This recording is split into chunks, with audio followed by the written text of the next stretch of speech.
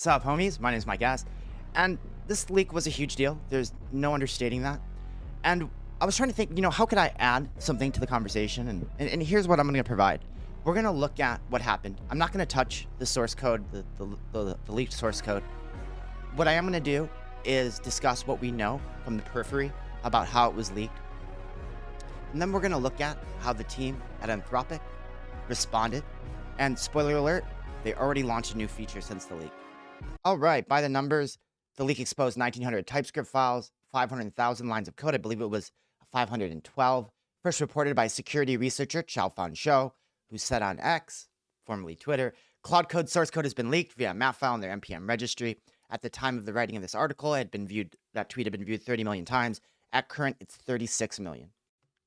So this is the NPM package, the one that was subject to the leak as it currently sits. Now they've modified the NPM package since, but this is how it currently looks.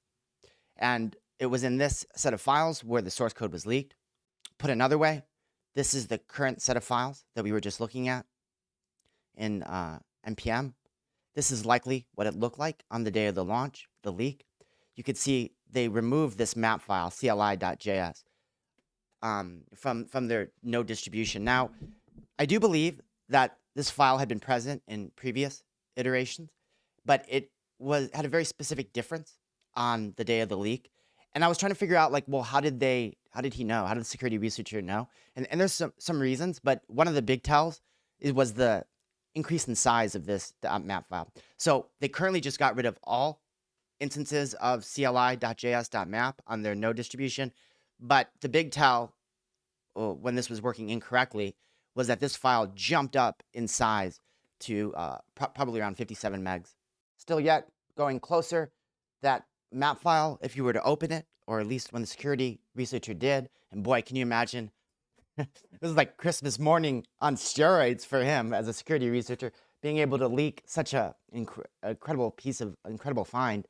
But you would see, if you were to open up that file, that .map file, you would have seen a source content key that had actually the source code as a value for that key.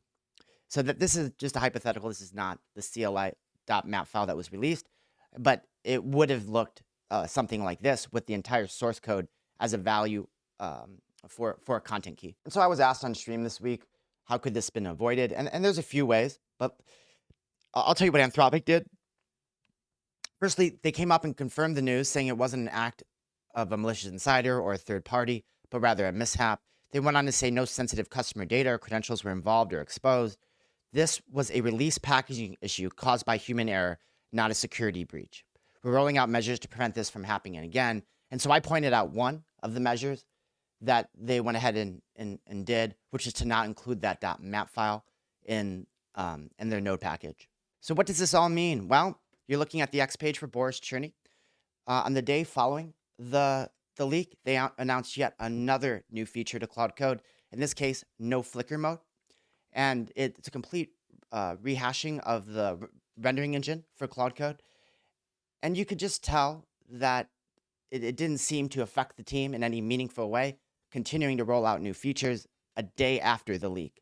And I think that's what I wanted to bring this back to, which is that Claude Code team, since they introduced it, have constantly rolled out new features. And although this was a big stumbling block in a bad mishap, as long as that core team at Anthropic remains intact, they're going to be continuing rolling out great features and exciting developments in software engineering. With that said, guys, my name is Mike Guest. Thank you for joining. I produce weekly content here on YouTube in the subject of software engineering and AI.